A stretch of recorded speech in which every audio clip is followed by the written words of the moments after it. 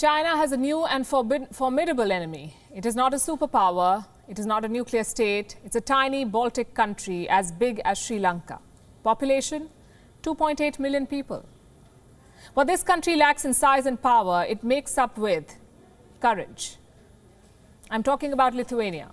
Their government has picked a fight with China, I would say a righteous fight. Things started heating up in May this year. Lithuania decided to quit the 17+1 Cooperation Forum. Some quick facts here. 17+1 is a forum involving Eastern and Central European states plus China. So 12 European Union countries, 5 Balkan states and China. 17+1. In May, Lithuania quit this forum. They said it was divisive. What started as a rift soon became an anti-China crusade.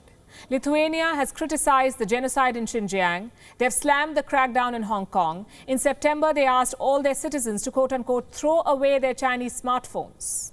Lithuania understands China's designs in Europe. It does not want Chinese money or Chinese influence. It wants freedom and sovereignty. So what does Lithuania do? What many so-called superpowers have refused to do. In November, they invited Taiwan to open a de facto embassy in the Lithuanian capital. The embassy uses the name Taiwan, not Taipei, like in the United States or Europe. Lithuania also plans to open a trade office in Taiwan soon. All of this has naturally angered Beijing. So how did they respond?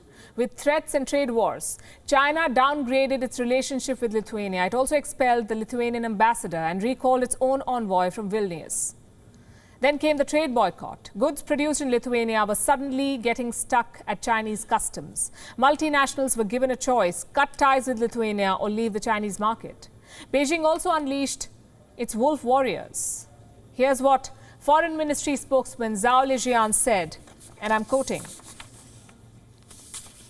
Lithuania stands on the opposite side of universal principles which will never end well. Those who insist on acting in collusion with Taiwan's secessionist forces will eventually be swept into the garbage bin of history. Strong words there.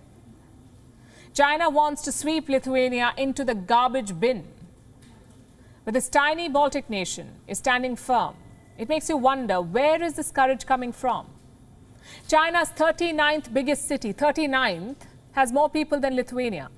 27 out of their 33 provinces are bigger than Lithuania. Their economy is 250 times bigger than Lithuania's. So why is it taking on this juggernaut?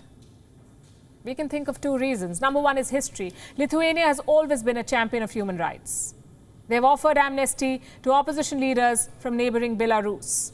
And in 1990, Lithuania became the first state to break away from the Soviet Union. So punching above its weight comes naturally to Lithuania. Reason number two is political convenience. Russia is spreading its tentacles in Eastern Europe. President Vladimir Putin wants to bring the Balkans into his security sphere. So Lithuania is hoping for some American support. And how can they get that? By making the right noises against China.